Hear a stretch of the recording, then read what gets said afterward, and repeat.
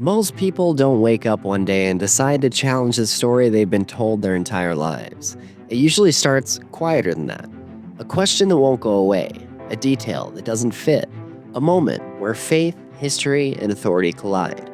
Some people ignore that moment, others lean into it, no matter the cost.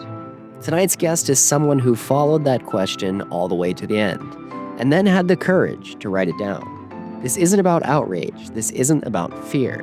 This is about how a life, a worldview, and a belief system are shaped when the truth refuses to stay buried.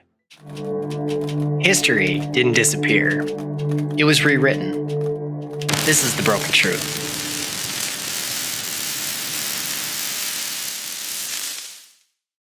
Welcome back to the Broken Truth Podcast. I'm your host, Garrett. Today we have a very special guest, author of the book, DC Swamp Strikes Back, Aaron Burr, Donald Trump, and Their Similar Battles. Dennis Brennan, welcome to the show. Thanks for having me, Garrett. I really appreciate being here. No, of course. You sent me an email a few weeks back, and at first, I had no clue who you were, to be quite honest. Looks like this book was published relatively recently, and as soon as I searched it, I was like, what is this? Well, I had the chance over the past week and a half to complete your book, and it really shocked me. I have never been able to draw the parallels from the founding fathers up until our modern administration. And for lack of a better word, they're quite shocking. So let's kind of walk through your life and what got you into doing this as a whole. So where'd you grow up? What was your family like? And how did those early years shape the way you see the world? Yeah, I'm the second of five in a household, grew up in a small, very small suburb in Illinois called Marionette Park, 2,300 people. I'm the second son. My parents are both Irish immigrants. They met here after emigrating to the country. So Irish Catholic, church on Sunday, Catholic high schools, went to a Catholic university. Those things certainly shaped my life. My father was involved as a precinct worker, actually, for the Democrat Party in Cook County, had a job with the county. So I was out walking precincts with him when I was young. And I really developed a love for politics, although my love for the Democrats went away as I aged. Perhaps as I had to pay taxes. Okay. So I became the first Republican in the House, just based on what I was seeing. And that would go back to like the Ronald Reagan era. But since then, I've been, a hard R, as they would say. So went to small university, St. Xavier University. Again, there was only probably 2,500 people there when I went. I studied journalism. And when I was getting out of school, there were two job offers. One was for like $13,000, I believe, in Arkansas at a radio station. And I think the other one was in Iowa for $9,000 at a newspaper, I believe. And I thought, wait a minute, I'm working part-time at a food store, stocking groceries, and I'm making $14,000. Now, I'm going to stay doing this and maybe go to law school. So I went off to law school. My older brother was already there ahead of me. Did that for 3 years. But at the same time, I was also interested in journalism as I had studied it. So I started working for a small newspaper also at the same time. And I developed my own newspaper, mostly for politics, to get the story out. I found the media was, even dishonest back then. And I found that the only way to get it out was to write it yourself. So I did do that over the course of the, several years. I had different publications, even did one, an online publication not that long ago, probably in the last 15 years. So, as I practiced law, I still was involved in politics, ran for and won a couple school board positions, was a township collector, was a village trustee, never really got past that. So, which maybe I should have just avoided all that. There was a lot of wasted time because what I really always enjoyed was writing. So I had the chance, a friend of mine wrote a book about Aaron Burr, and he asked me to read it. I did, and he came to my office and said, "What do you think?" And I said, "Well, he's a good writer, so I knew that would be good. But I said, I think you missed the real story here. Because when I read his book, I realized everything that was happening to Aaron Burr, which a lot of it I didn't know, is the same things that I thought was happening at that time to Trump as he was seeking his election in 2024. And over the course of the 4 years ahead of that time. And I said, that's what the story is. And he looked at me like I had three eyes or something. He's a as it's always done. He's a Democratic political consultant, so he often looks at me that way. And I said, no, if you're not going to do it, I'm going to write that book because that's the story. And I started writing in it and kind of flowed. I did some more research on Burr. Trump was kind of easy because he's right there. So it was easy to get a lot of stuff on Trump. But I thought there was a parallel there. I ran it by a friend of mine, what he thought. He's like, yes, I think the same thing. He had read the book. And so, yeah, we went and I got it done. And so far, I think most of the response, I've had a few people. There was one podcast I was on, I think it's kind of funny. She obviously hadn't read the book because halfway through the podcast, she said, "Newsflash, I just realized you're a Trump supporter." I'm like, yes. Wow. I said, but I didn't start writing the book that way. I wrote it, trying to be unbiased as much as you can writing. It's almost impossible. You are going in with the theory. If it didn't work out when I did the research, I wouldn't have wrote the book. I would have stopped. I wasn't going to write a book saying Burr was attacked and Trump is a clown. I don't think that would have been a great book. So, she was kind of surprised. And the real surprise, it tells you the problems that we have in society. She said to me, "But you're so nice." Like, there are Trump supporters that are nice. There are people that don't like Trump that are nice, other than, maybe to him. So people with beliefs on every side, regardless of race, color, religion, or bias. It doesn't matter. What I found most interesting about your book is there are slight, I'd say ever so slight, references that support that you're right wing. But for the most part, I'd say your book is unbiased. And that's on what I found very refreshing. It's not like rah Trump necessarily. It's like a little bit here, a little bit there, but it's just the right amount to where really any audience can read it. And it's not overwhelming, which was very refreshing. But you're absolutely right in terms of the parallels to our modern history. I honestly refer to a lot of history as like one-liners. And overall, we're missing the context of what actually happened. And when you go back to Aaron Burr, that's something that was kind of swept under the rug. And just like you, stuff that I never even knew. And your book brought this to light for me.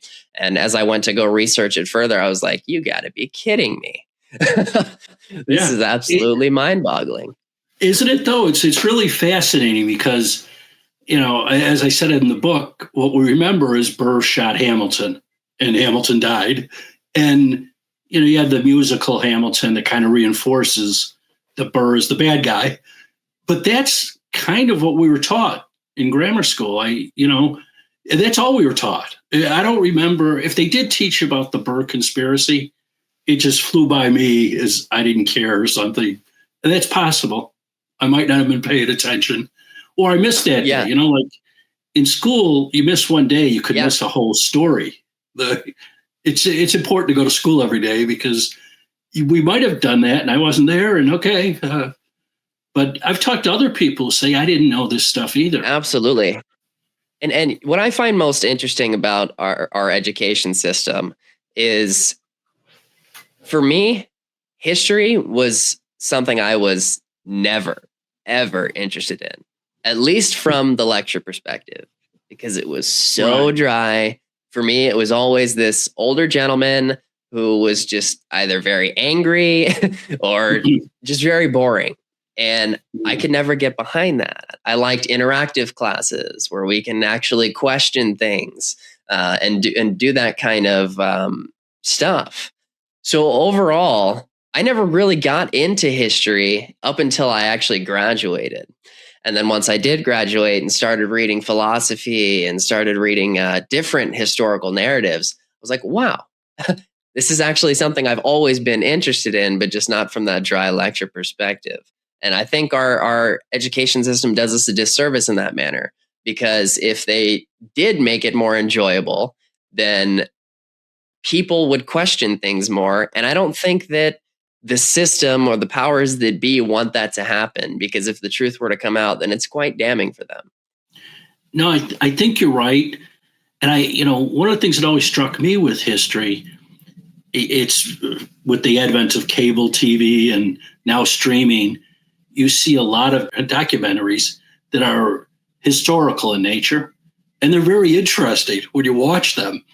Now, I don't know if I was reading them that I'd be that interested, and some of that I might have read before, and it's just the way they put it on. I've often thought with education, some people probably learn better by seeing videos, and not that they should sit in the room and just watch movies, but Yeah. That's probably not, I don't know if that's the best education system, but for learning, it might be ingrained in our heads better if we actually see it acted out in a way that you're like, oh, I kind of get it now.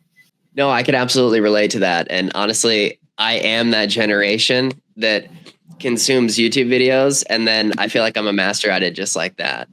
When it comes to making something, when it comes to being able to learn something, whether it be household work, business work, whatever it may be, you can just watch something, and with the blink of an eye, they're in a little trial and error, of course, because we're not masters, but you get it done at the end of the day. What role did faith or religion play in your upbringing, and how has that relationship evolved over the course of your life?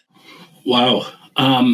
Faith and religion have been important. Like I said, we were Irish Catholic family. We went to church, every Sunday.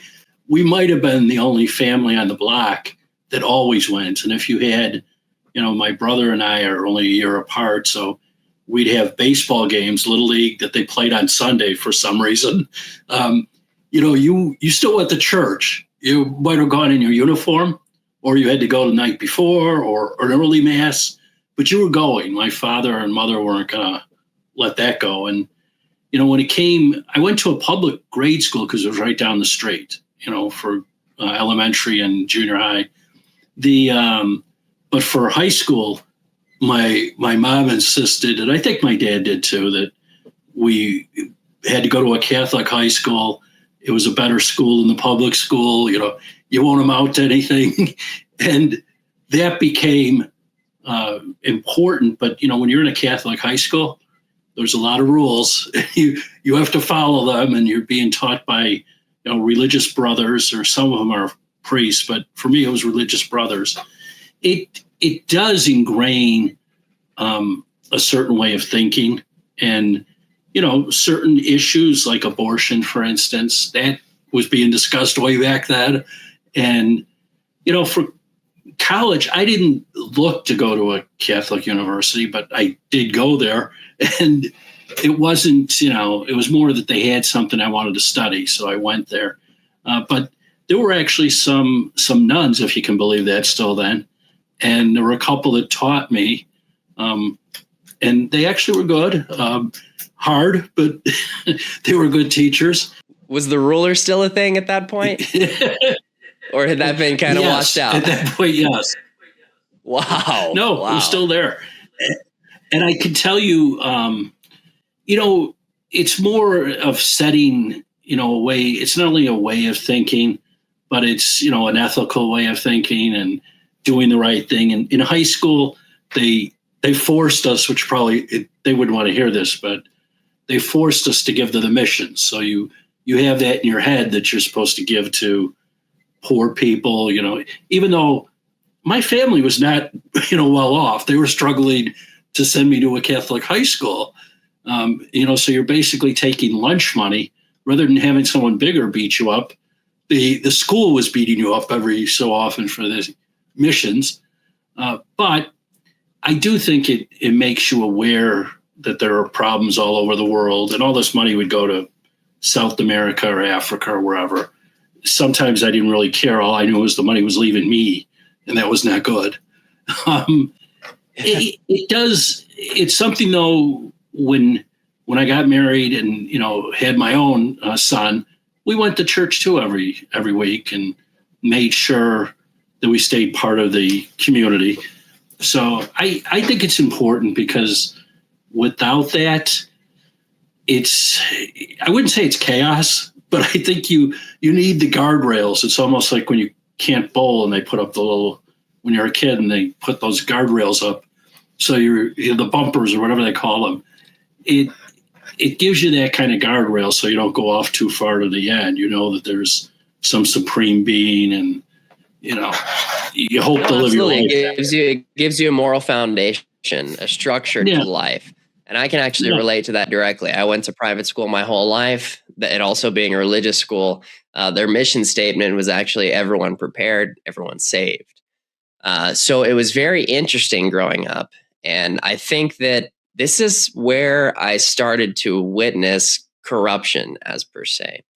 So brief story to give some context to this. My senior year of high school, played football. There was a homecoming party and a couple schools involved, but a video went out on social media of one of our dancers who was intoxicated, throwing up everywhere. Well, of course, to a religious-based school, this is a no-no. If you were drinking, smoking, anything, like big no-no, you're going to get some sort of punishment. So we made it to the playoffs that season, and the school wanted to restrict everyone who went to that party and not allow them to play on the playoff game. Well, some of the families of the football team members were major donors to the school. And one of them came into the school and said, if you do not let them pay, you will not get another $1 from me. And lo and behold, that Friday night, we all played. That becomes a problem. You have to stick to it at some point, but finances, you kind of learn a different lesson. Like people that have money can make demands, and may as well learn it in high school, because even the best intentioned people, like the school leaders, they could be forced into things based on money. Absolutely. Yeah. Very, very interesting. And that's kind of what brought light to a lot of that issue that I was kind of referring to. And then kind of went down the rabbit hole, and I've never stopped since, but it's been quite the journey. Was there a moment or a series of moments where you realized the world wasn't quite what you've been told, and what triggered that shift? Wow. I think, as you go through life, you realize that sometimes there's things you're told that just aren't true, right? As a kid, you learn, right? You learn, wait a minute, there's no Santa Claus? Who's been leaving these gifts here? What? That's probably the first time you realize, wow, my parents told me this story, and everybody else's parents told them this. And you start from there. You're probably not as surprised when things turn out to be false, that you find out, oh, that's not exactly what happened. Which always makes me wonder when you talk about politics. People are so sure, for instance, that there's no fraud in elections, even though if you find it, they'll say, well, that wouldn't have made a difference in the election. Well, how do you know there's not more? It's always that wouldn't make a difference. We just had in Georgia where, they found, I think it was 315,000 ballots that weren't properly initialed and shouldn't have been counted. Well, in that case, and I believe, Trump was only getting a small percentage of those votes in Fulton County. So he would have won that election back in 2020. And probably 2 senators would have been different. And it's funny because they'll tell you this doesn't happen, and then you find something and you're like, oh, well, maybe it did happen. So there's there's little things like Santa Claus, although that's huge to someone who's whatever age you learn that. It becomes, it seems like, wait a minute, what's going on here? Or, you find out something like elections that, is the basis of our whole country. They might have actually stolen an election. You're like, how can that be? It's, they tell me it's impossible. So I think over the course of time, and then you lose faith just generally, where you might not be told things. But, I worked for the state of Illinois as attorney, when I first got out of law school, and we had an intern who was in law school, and he was very liberal, and already I was conservative. And he was saying, tell me all these liberal talking points. Well, he got his first paycheck, and he came over to me, and I was in a cubicle actually, and he says, what is this? I don't, what? And I'm like, well, that's taxes, my friend. They withhold taxes from you too, not just me and everybody else here. I said, you'll be a conservative in no time once you see this. And he was very upset. I don't know if he ever became a conservative. I know he went to work for a bank, so probably, but I don't know for sure. It's very funny how some people don't understand concepts that are so simple at the end of the day. But yet, regardless of how many times you beat it over the back of their head on this is not necessarily appropriate ways of thought, you can feed them the pudding, show them the facts, show them the evidence, but they're still not going to believe it, which is interesting. People are very stuck in their ways, to say the least. Yeah. And sometimes it takes that, like, for instance, that intern getting his pay stub and realizing, they take taxes out. I think he had a new respect at that point for why I had to change to be a Republican. It was like, not that they don't take taxes. Everybody takes taxes from you. It's been going on, from, the Roman Empire on here. I mean, they're always going to take taxes, but don't be so foolish to think that people want to pay them all the time. I mean, he just couldn't understand, like, why are you so anti-tax increases? Well, pay them. So were your parents both left-leaning? At that time, the Democrat Party wasn't that left. My dad was more, union worker, but it was more middle of the road. I think they were more involved with the Democrats because, as he said, they're for the working party. That's how he looked at it, which at that time, I would say they were. I think that's kind of shifted now with Trump. And I don't know what the Democrats are for. It's not the workers. So, but yeah, and I think, so they were just kind of not born into it, but it became, we're in this class level. This is who we vote for. Poorer people vote for the Democrats. And it's become quite concerning, honestly. And as we got into the 21st century and technology developed and social media and the internet further advanced, and now we have the presentation of AI in many facets, it has really distracted us. It has completely rewired our brain chemistry. And it has honestly put us on these like micro pedestals, and our communities and our things that we support and our worldview is now shaped by these algorithms. And I actually did a little experiment with my mother because we don't see eye to eye on many things. So I was like, here, look, do me a favor, grab your phone. I'm going to grab my phone. We're going to search the exact same topic, the exact same phrasing and everything. And it's going to give us two different answers.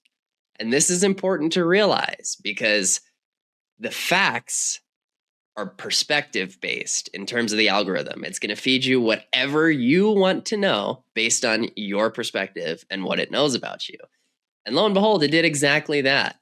And my mother, who is much older, in her late 60s, didn't realize this, but we're almost blinded by this in my generation because we'll continue to scroll through the feeds. It feeds us whatever narrative it wants us to know, and we really don't know what the facts are anymore. Right. Well, you find yourself too, or at least I do, depending on where you got your news, you might have to actually research it, which is sad. And maybe we always did, and I didn't know it, because, at one time in the Chicago area, we'd have, 2 papers in the morning, 2 papers in the afternoon. And there was a kind of a suburban paper too that would come out. So 5 papers. The suburban paper came out like twice a week. So there was a lot of newspapers in the house, but you had a lot of different perspectives. For instance, the Tribune was conservative, the Sun-Times not so much. And, now, but I don't remember when I read those that I sat there and go, this isn't true. Now I'll read the Tribune, which isn't conservative anymore, and I'll see opinion written in there, and I'm picking it out, and then I go and look things up, and it's like, well, that's his opinion. It's not a fact. It's, or he's just dead wrong. It's almost like when they were talking about Trump all the time, the favorite word was debunked. Trump said blah, blah, blah, which has already been debunked. Debunked by who? I mean, by you? And you find that even with the AI stuff, if you put it in there, you can argue with them. They'll say something and you go, that's not right, and give them a fact, and it changes everything. You're like, I'm not sure that's factual at all. If I could change it. There's actually a tool that I use for my media now and various research. It's called FreeSpoke. Have you heard of this? I have, yes. So I actually enjoy it because it presents both sides. It tells you how far leaning whichever direction, and then it gives you all the sources, which is quite interesting. What other resources do you use in terms of finding the unbiased media? Yeah, it's very difficult, honestly, but I do think you have to. There's some trust that you have, right? There's some. You talk to conservatives, they'll probably say Fox News, New York Post are good, Wall Street Journal, but and the liberals have many more choices. But the problem is, are they credible? And you have to check out. The good thing about like videos, and maybe it's like, you'll see it on X. Now we have the issue with the ICE agent and this woman being shot in the car, and was she trying to run him over? And well, you get to see all the different videos. You can make up your own mind.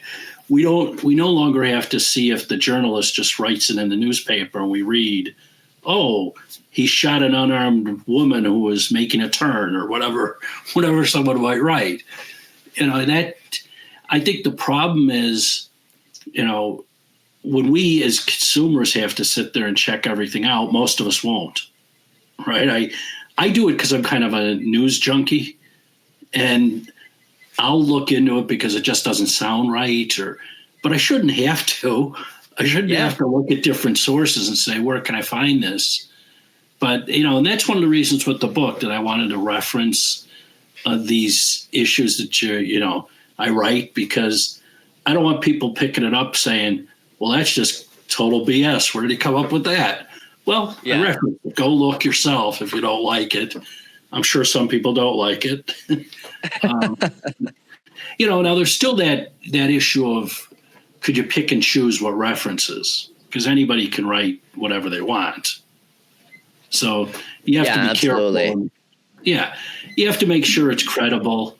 I mean, there are a lot of, like you mentioned, conspiracies.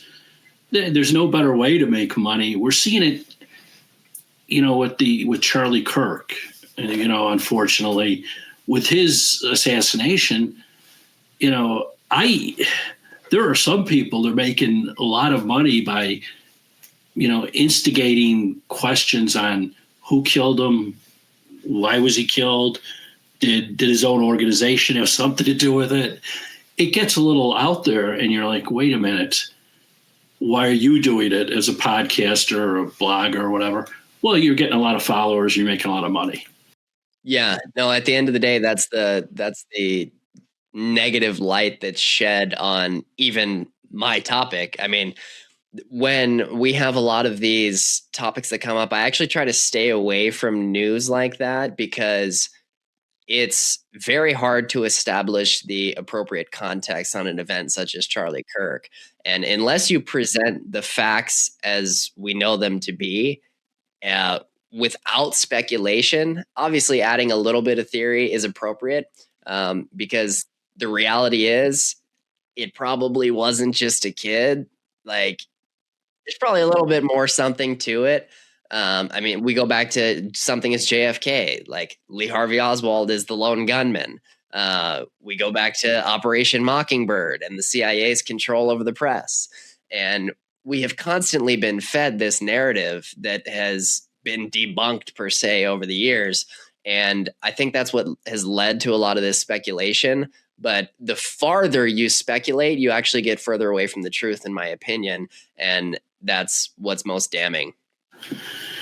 Yeah, and then you're just as guilty as perhaps the ones that are feeding you the one true theory or whatever they call the theory. It's I know there was even a discussion, and it might have been RFK Jr. who brought up about his own father being killed, and whether there was some involvement by the CIA, his own people that were guarding him, and you're like, a lot of it.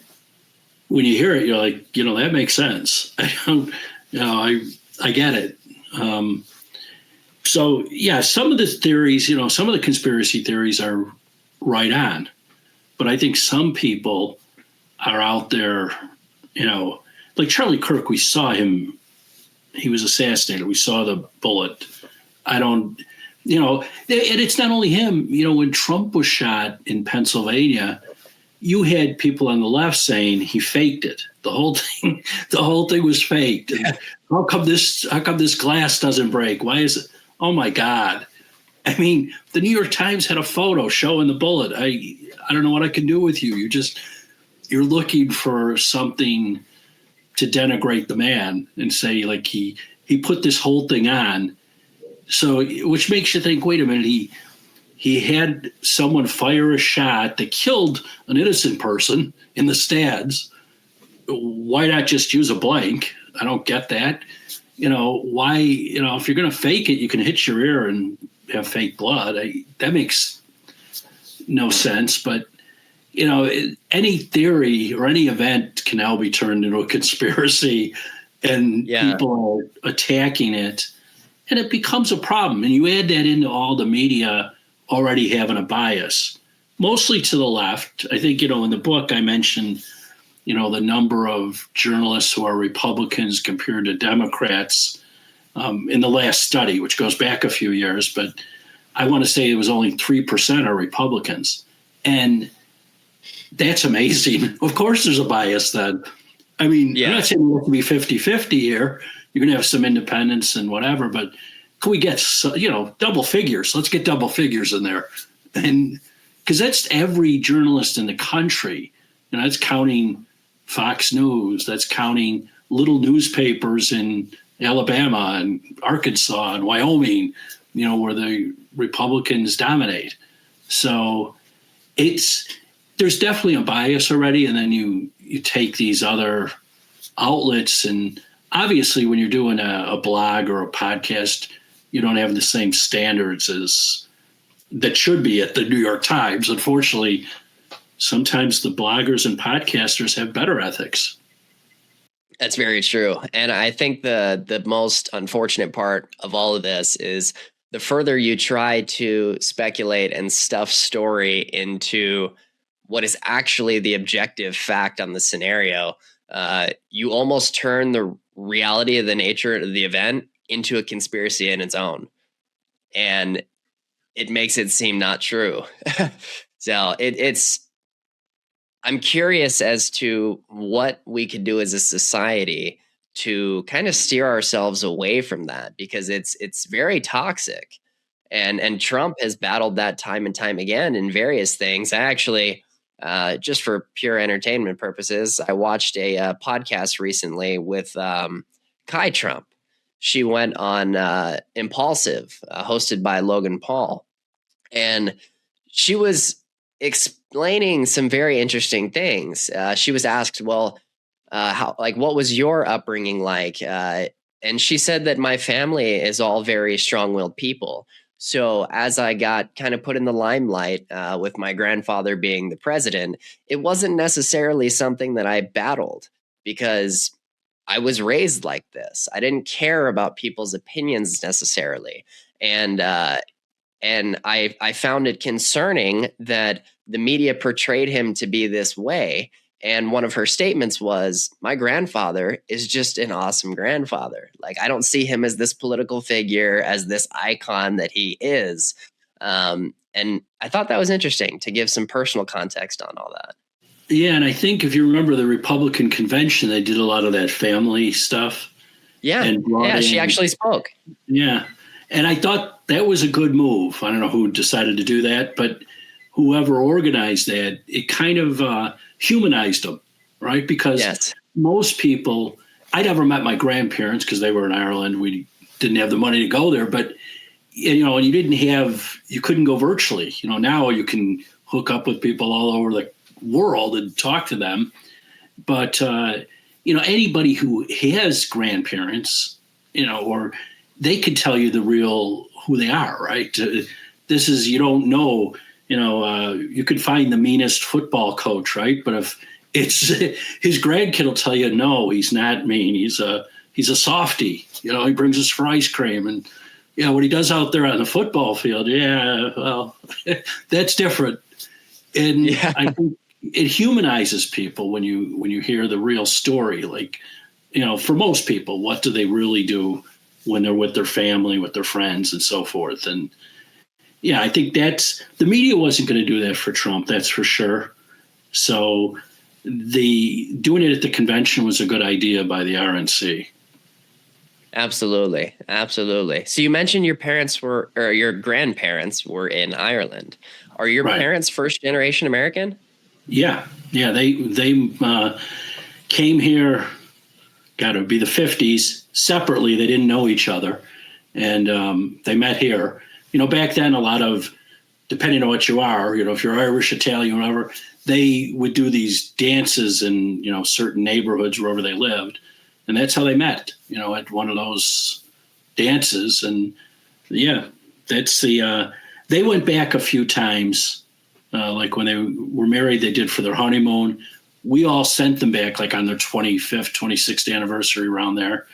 But, as a family, we never did. There were 5 kids, we were lucky to have, we've got to pay for, clothes and whatever. And so it's a different life. And we didn't, at that time, there were a lot of people that came from Ireland and other countries. But it was legal immigration. They came for a better life, mostly a better life for their children. That's how they looked at it. Like they knew they weren't going to do, fantastic. They were just going to make a living, hopefully, have a house, send their kids to school, and maybe some of their kids would do well, So being the first... Being the first generation American to be born in America, how much greater appreciation has that given you for our free country? Yeah, I mean, it's funny because my mom would always say, people would ask her, do you want to go back? Do you ever want to go and live there? Do you want to? And this was ingrained to us. It's like this. Why would I? This is the greatest country ever. Why would I want to go back? And to me, that always stuck. It's like, well, she's been there and she's been, it's not like I'm picking out a country to live in, but we're kind of lucky they made that choice and then met here, because where else, can you do anything you want? And, 2 of my brothers also became attorneys. One's a judge. We've done all right. And I think it's all because of them, that they made those sacrifices. And it tells you in this country, anybody can succeed. Now you might not have Elon Musk money. It depends what some people have these unrealistic expectations. If I'm not a billionaire or whatever, or, I don't become president, or, well, there's success, and then there's darn good luck too. You come up with a great idea, or you just have that mind to do that. But I think it always gave me the perspective of, we were lucky. And, my family members that have gone back to Ireland and talk to my cousins or during the, last 10 years, aunts and uncles have passed away, but the ones that were alive, they were always saying, no, your mom made the right choice or your dad made the right choice. You would have been poor here. You would have had it tough. And it's like, that's a sacrifice, I think, to take off from your they had big families and to move to another country. I mean, none of us even moved out of the state. We've all stayed in Illinois. So we're not the adventure. It was just them. So I think very fortunate to have the opportunity. And it does give you this respect for the country that, how lucky we were. Because, most people probably, it's like if your grandparents, great-grandparents have been here a long time, you're like, oh, where else would I be? I always did look at it like, well, I could have been born there. I could have been living there. And that's the reality of the situation. You almost lose the perspective of what it means to be an American if you are here for generations. And on top of that, the algorithms don't help. Yeah, right. And, and the thing is, I'm sure like Ireland's a nice country, but it doesn't give you the opportunity. It's the opportunities here. What the founding fathers built is amazing. Maybe, everybody refers to it as the great American experiment. And yeah, it might have all been an experiment, but these guys, not that they didn't have faults. We all have faults. I think that's one of the things you see when you research. Like everybody has some good and some bad, right? I mean, I've had people say, well, what do you not like about Trump? Oh, there's things he's done I don't like. I mean, there's things that, every politician has done. Ronald Reagan, it's like, I can't put all my hopes and prayers in what a politician's going to do. But, you take the majority and you go, against the other candidate, this is what I see. I like this guy better. And I think when you do that with the country, you think, and I don't understand how people talk about how they want to change it into something else. The socialism has become a big issue, right, over the years. And, New York electing Adami. Are you people nuts? Have you not read anything about, socialist countries? That experiment has failed. I mean, that it's never been successful. Why do you think we're going to be the first ones? I mean, a republic had already happened elsewhere, a democracy, a republic, all those have worked. And so I think we've done it better, but it's worked before. It's not like we made up our own system that never had been tried. No, most certainly. And at the end of the day, the reality is every system is flawed. There's not one thing that's perfect. And I think that's where people kind of form some unnecessary bias. What I found interesting is that within my circle, people that are aging toward retirement, they're actually planning to move out of the country. And I've seen this in greater waves than I feel like has ever been seen before. What about your circle? Are you seeing something similar? I know there's people that talk about that all the time. I did know someone that I used to work with probably 10 years ago, an attorney and his wife. They, both retired and they were going to Mexico. And I don't remember the part of Mexico, but they were sure this was the place to live. They were back in 6 months. I mean, I think especially, especially when you're older, I don't know. We certainly have problems with healthcare, but have they been to other countries? They have even greater problems. And I think, this idea that you're going to go and live in a foreign country where you don't know the language, or even if you do, what are you doing? Your friends and family aren't there. It doesn't seem like a great idea. I'm not even big on, I hear people tell me, I want to travel the world. Why? I mean, I'll pick out a few countries, but I'm not looking to go to every country. No. Yeah. I don't want to be Trump Jr. here, but, and call these types of names. But I do think, okay, enough. I don't have to visit all those countries. And there's so much here. I mean, the U.S. has so many different parts, and everywhere I've gone in this country, there's something amazing that you find. So Absolutely. Yeah, I'm in Las Vegas, and Yeah. here in Nevada is nothing but a dry desert, cold in the north and hot in the south. And there is so much beauty here that a lot of people don't know about. Gold towns, the history here in Nevada, is immense. The mob, it's a never-ending cycle. Area 51, it just gets bigger and bigger. There you go. There's so much here and something that seems so deserted. Yeah, and I don't understand when people talk about they want to move out. And maybe it's just hyperbole. Maybe they're mad at politicians. You heard a lot of anti-Trump people say that. Probably some on the other side said it when Biden was there, but not as many. I always look at it like, hey, if my guy's not elected, I can wait him out 4 years. We'll be okay. Yeah. Act accordingly as far as your finances and investments and whatever you're doing, and you'll be fine. It's a storm. It's not going to change the country, hopefully. Absolutely. But we'll see. So before writing this book, did you generally trust institutions and official narratives, or did that skepticism develop later? I think years ago, I certainly did trust institutions.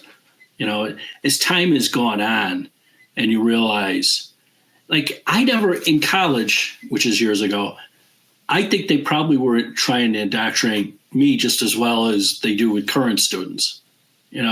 Current students, or the last 10, 15 years probably, the indoctrination's strong.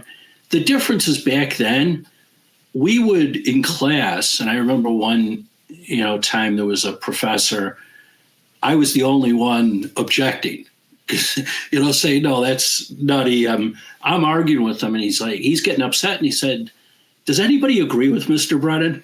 Well, of course, all my classmates sat there silently. They didn't want to say anything, because usually what we did is we didn't say much. And then when the test came, you wrote what he wanted. You just gave him what he wanted. So if someone pulled up some of those, exams that I did, I probably sound like a flaming, leftist or something, because they were. At the time, I didn't realize that they were trying to convince us of that stuff. We were just all kind of like, oh yeah, we agree in the class, we walk outside the class and talk about the professor. And that's all we did. Now the students seem to adapt to, oh, that's what they said. They told us that, it's got to be true. There's no critical thinking. And that's a problem. So I think earlier than most, we were figuring that out, a different generation, but we didn't know it was indoctrination, I guess, is my point. We just thought. It's interesting you bring up the concept of critical thinking. And I think that's something that is, in the education system as a whole, is being drifted away from. It's not being taught how to think critically, how to check sources. It's like very briefly touched on, and then that's it. So I don't think that's helped by any way, shape, or form. No, it's not. And I think we should be teaching more of that, and people using logic. I'm always surprised when people go, oh, I don't know about that. How would I know this? Whatever fact it is. It's like you have, something in your hand that's got all this information. Look it up. It's easy to look it up. And there's several sources, and you'll be better off than saying, I don't know, or just taking the word of somebody who's preaching it to you. So I'm always amazed by that. I think a lot of people live in the reality of ignorance is bliss. Yes. And it doesn't help the cause, because we're all opinionated beings at the end of the day that lead us to very controversial conversations. We all have our opinions, right?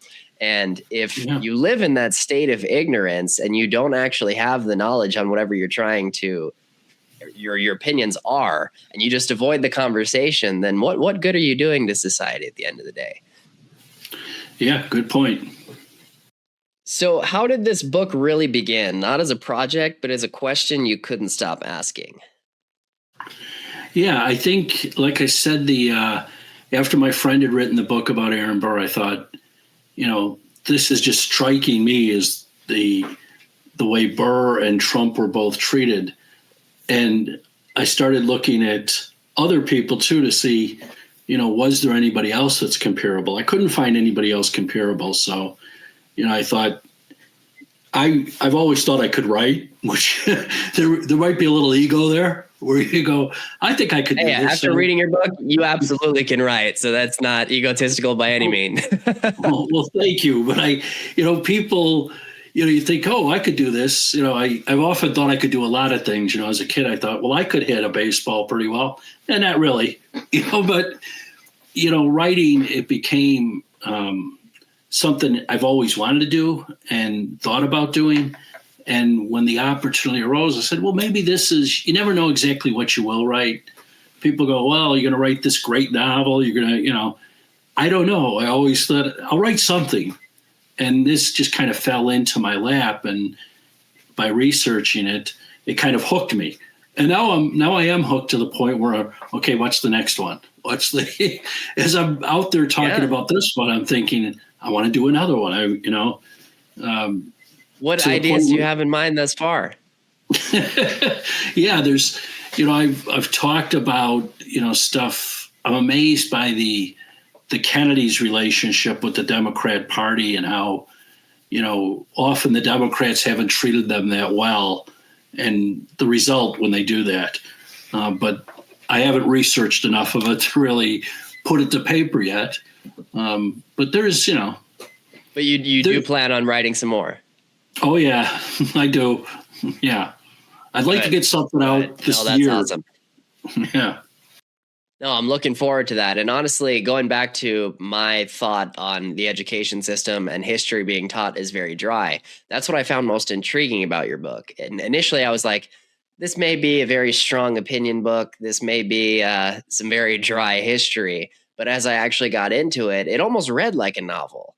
And it although it is a little bit right-leaning, it's not overwhelming.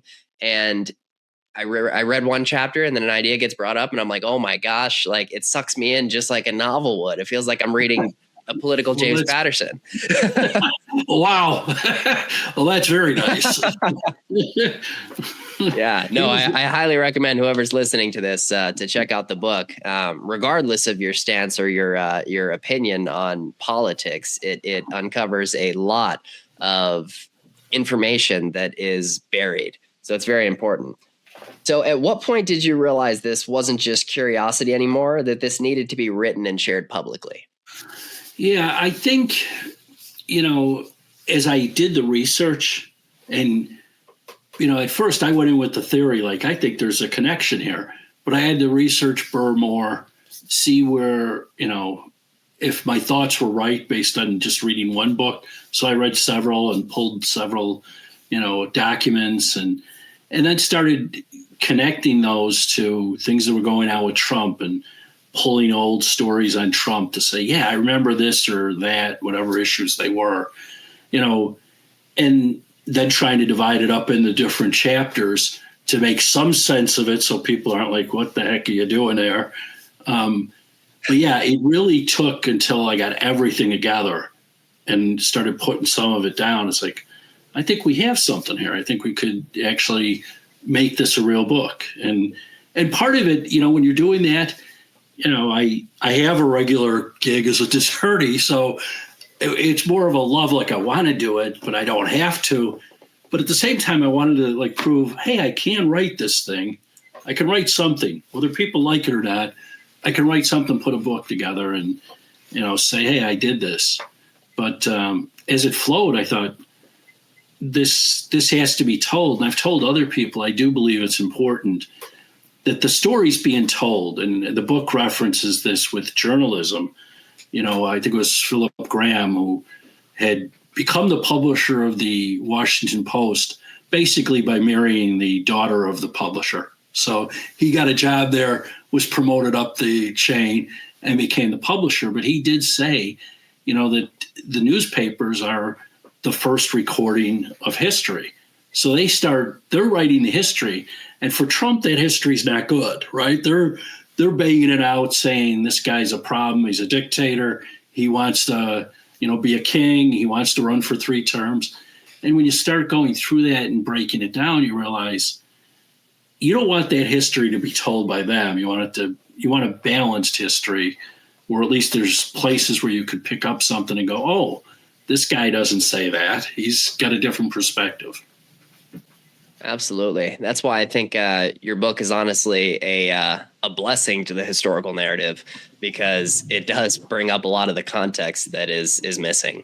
And as you said, Trump being a king or a dictator, I don't think that's his intention at all. He's already said he's not going to run for another term. Right. he's done. So like at the end of the day, why even put this stuff out there? Like in terms of the media, I don't know why people buy that. I think what Trump wants to do is put his mark on the party. That J.D. Vance will get elected, and if they go on for another 8 years or more, and that whether you call it MAGA or whatever, that the theories that he's espousing, and now he's into a lot of foreign policy issues, that those become the bedrock of the country, the party, and we'll see. I mean, I think he's had a lot of good ideas, but I also see that he's taken a lot of heat for those ideas, no matter what he does. Yeah, I mean, regardless of what you do, good, bad, or indifferent, there's always going to be the side that doesn't agree with you. Right. And it's unfortunate that things are so controversial, even something that really doesn't matter at the end of the day. It's brought into something so much bigger. Absolutely. You're always going to have critics, no matter what you do.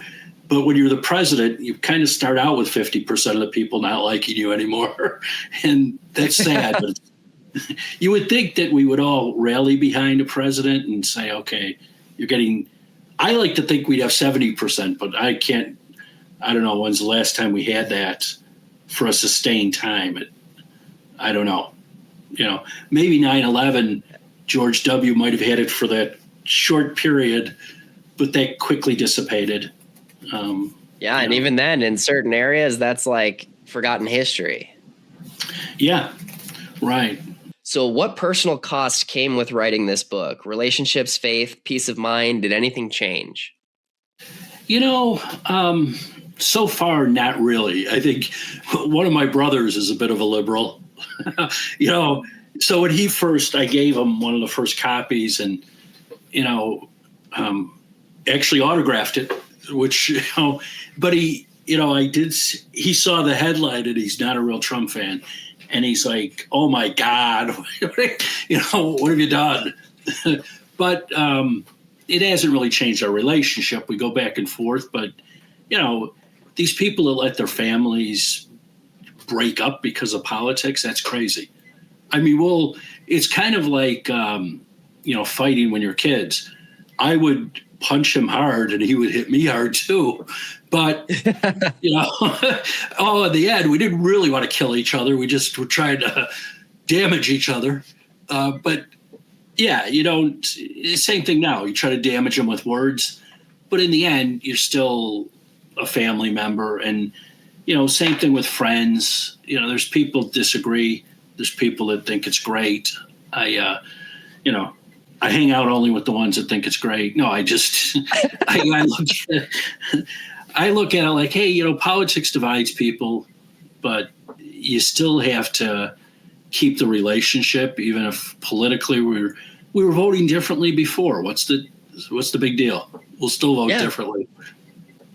No, absolutely. And kind of like what I was saying, regardless of opinion or your bias on politics as a whole, the book doesn't necessarily push an agenda. It really just talks about history. And if we aren't willing to read history, then where are we going? This is part of the reason history repeats itself, is because a lot of the context is missing. So if you aren't willing to read the context, then we're just going to repeat the same cycle time and time again. Correct. Last question for you, Dennis. Okay. If someone reads your book and takes away only one thing, what truth do you hope that they walk away with? I think it kind of gets back to what we said before, that there's good and bad in everyone. And I think, Aaron Burr, He had a lot of good qualities. He did a lot of good things for the country. He fought in the Revolutionary War. He was a statesman. Now, whether he's guilty of like the Burr conspiracy or not, I kind of leave that open in the book. I don't think there's evidence that he's guilty, which kind of brings in the legal part. My friend who wrote about it was convinced he's not guilty, but he's also not a lawyer. Like I said, he's a Democrat political consultant, so he's got a soft spot somewhere up on the dome. So he might not think the same way. Same thing with Trump. There's things, like I mentioned earlier, I support most of what he's doing. Every once in a while, he'll say things, and you're like, I don't know if that's such a good idea. He just brought up about, limiting credit cards to 10%. Well, some people have survived because of credit cards and pulled themselves out of trouble, and they don't have to sign up for the credit card. There is some free choice here, and that's what's made this country great. Financial institutions have been a part of that. It sounds very socialistic when you bring up ideas like that. Bernie Sanders has that idea, and if he's for it, it's probably not a good idea.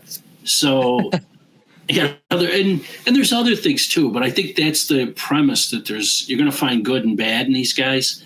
And if you read the book, it's to the point that you said. There's stuff to learn, and you don't have to agree with it. But if you're pro-Trump, you'll get a lot of facts, I think, and you can say, oh, I've got these facts, and I now know things when I get into my argument with my brother or whoever.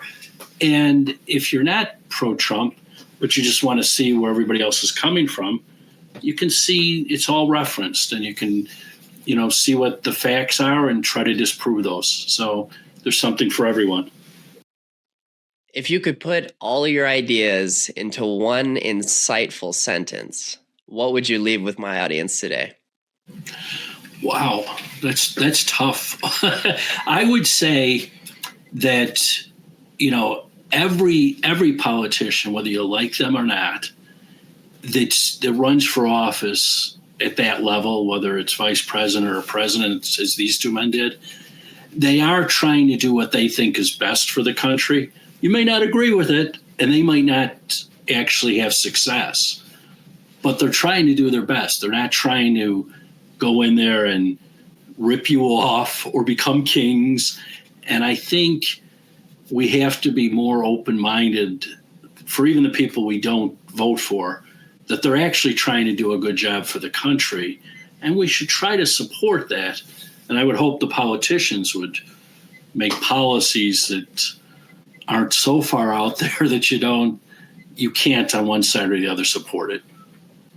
Amen to that, Dennis. I think that you're absolutely correct. Not everyone is corrupt at the end of the day. And I think us pushing our opinion and our bias on other people and inherently thinking that corruption is within every facet and walk of life is incorrect, to say the least. But Dennis, thank you so much for your time today. This has been a very impactful interview, and I thank you for writing your book. Where can my audience find you on social media and in general? Yeah, I'm on X, formerly known as Twitter, at Dennis Brennan 61. I'm also on Facebook. I'm on Truth Social, Dab 535. I think I have a website. I know I have a website. I don't just think it. It's author.dennisbrennan.com. And then the book is for sale there. It's on sale through Amazon, Barnes & Noble, and where all good books are sold, I'm told to say. So you can buy it just about anywhere. Awesome. Well, Dennis, thanks again for your time. Blessings to you and your family, and I'm looking forward to your next book. Thank you so much. Wow. What a truly impactful interview. So much insight shared by Dennis Brennan, and what an amazing book. I want to take some time to read some direct quotes from the book, some various sections that I thought were very interesting. If you have the opportunity to purchase this book, definitely check out the first link in the description. I highly recommend it. This book is honestly unlike anything I've ever read prior. Although it is very historical based, it's not dry. It almost reads like a novel, as I mentioned in the interview. It's a little bit right leaning, but it's not over biased in any way, shape, or form. So I'll go through and read some of these direct quotes and paragraphs. So Aaron Burr was a major political figure in the early days of the United States of America. However, the chances are that most Americans have very limited knowledge of Aaron Burr's life as a military man, a U.S. senator, or a vice president. While school day memories can be vivid in some cases, it fades on the life of Aaron Burr after students learn of the famous duel between Alexander Hamilton and Aaron Burr, in which Aaron Burr shot Hamilton. History classes have consistently taught that Hamilton died from a gunshot wound. We also know that he would later be idolized in a Broadway musical. However, the sad truth for the lovers of the play is that Hamilton may have been part of the first swamp or deep state in the United States.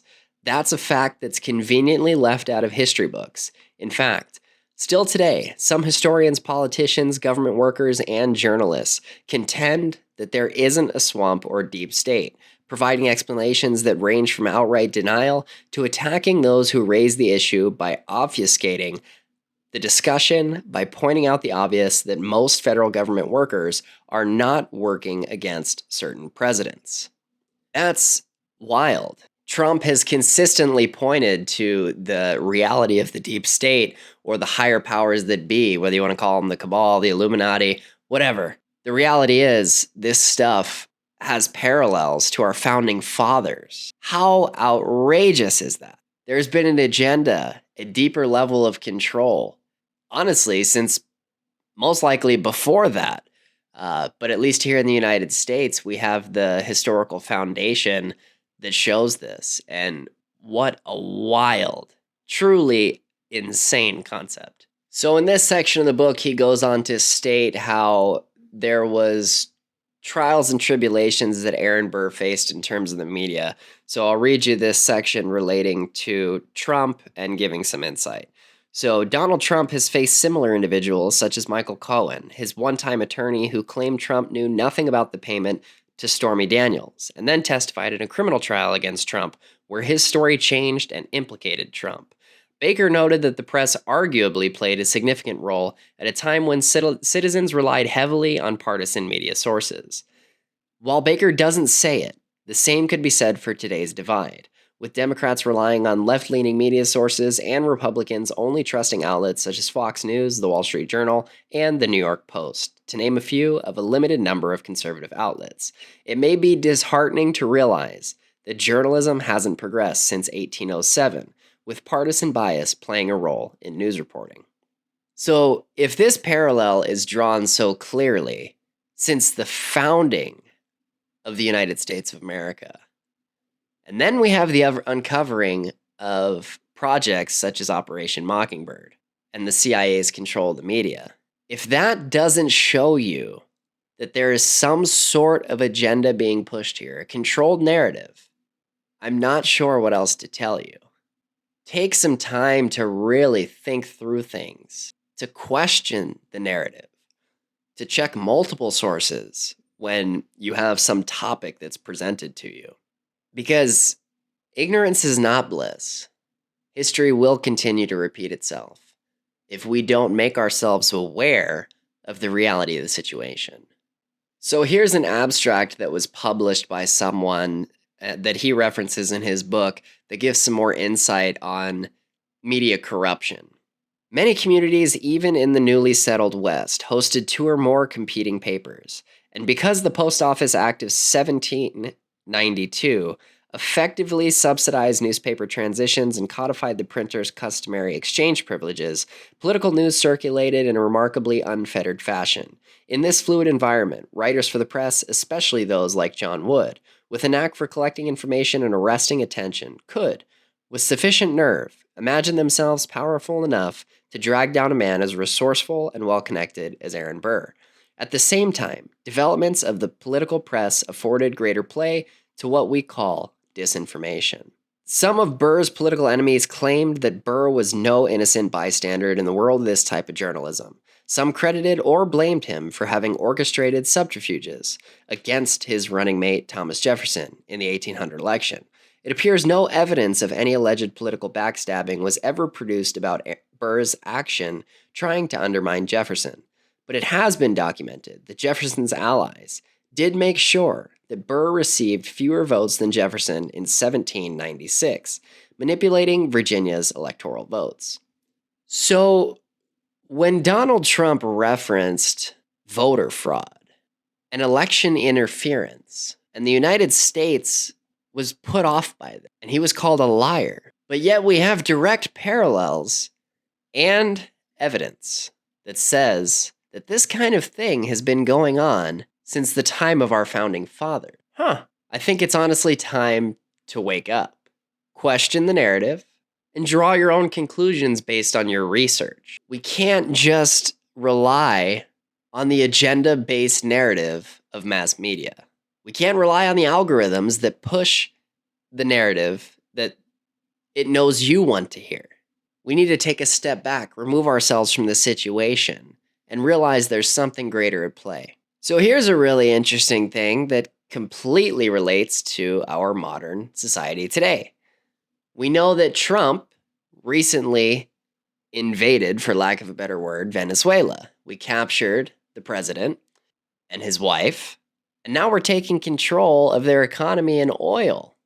So, according to Baker's abstract, the Western world charged that behind Burr's plan to invade Mexico and form his own country was a network of conspirators, including an ill-fated expedition to liberate Venezuela from the Spanish, a conspiracy involved taking Louisiana and Florida, and to the Spanish conspiracy of Burr's purported co-conspirator, James Wilkinson.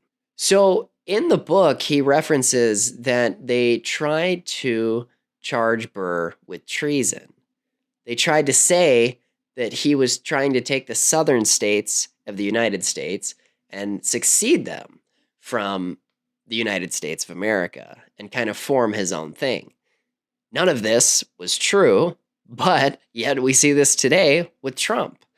We see that the media is portraying him to be this dictator, this fascist ruler, or something that in reality is not what's actually going on. So think about that. This stuff has continually happened through history, not just here in America. So another direct parallel into our modern society, we know Bill Clinton had alleged affair scandals. Well, also in 1792, Beckley's propaganda news brought to light then Secretary of Treasury Alexander Hamilton's relationship with James Reynolds and his wife Maria. It was known as the Hamilton-Reynolds affair, the first major sex scandal in the young country's political history. Hamilton had an affair with Maria Reynolds, whose husband blackmailed Hamilton over the affair. Hamilton, in a very Trump-like fashion, paid $1,300 in hush money to keep the affair secret. That $1,300 was about 1/3 of Hamilton's annual income.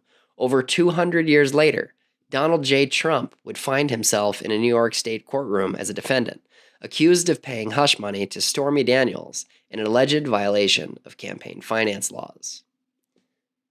Corruption, corruption, corruption. It doesn't stop. So here's a direct quote that he references from Ronald Reagan. Reagan attacked the bureaucracy swamp with the famous line, quote, "The 9 most terrifying words in the English language are, I'm from the government and I'm here to help." Reagan, like Trump, had sought the highest office as an outsider, but he was also a former governor of California. His intention may have certainly been to end the bureaucracy of Washington, D.C., and he did try to eliminate many government rules and regulations, but more important problems made it difficult for him to complete the goal that was even clear in his inaugural address. He stated that day, quote, "Government is not the solution to our problem. Government is the problem." What a powerful statement, with so much unsettling truth behind it. So, once again, I appreciate Dennis Brennan's time today. Very grateful that he wrote this book. And check the first link in the description to go purchase his book and read it for yourself, because it is very insightful. It's very shocking. And most importantly, unsettling to know that these parallels were drawn from our founding fathers and continue to carry themselves through our modern democracy or republic. It honestly leaves me speechless. And to that, thank you for listening to The Broken Truth. Make sure to follow the podcast on whatever platform you listen on. Leave us a 5-star review. Share it with someone who needs to hear the truth or is interested in the truth. Leave your thoughts below, and until next time, stay awake, stay aware, and stay questioning the narrative. In a world built on hidden histories and half-truths, we've only just begun to peel back the layers. Because what you've heard tonight was never meant to be known, but you were meant to find it. If you're ready to go deeper, leave us a review, comment your thoughts, share this episode, and step inside the archives. Join the inner circle, where the real evidence is kept. This is the broken truth, because the truth isn't whole, it's broken.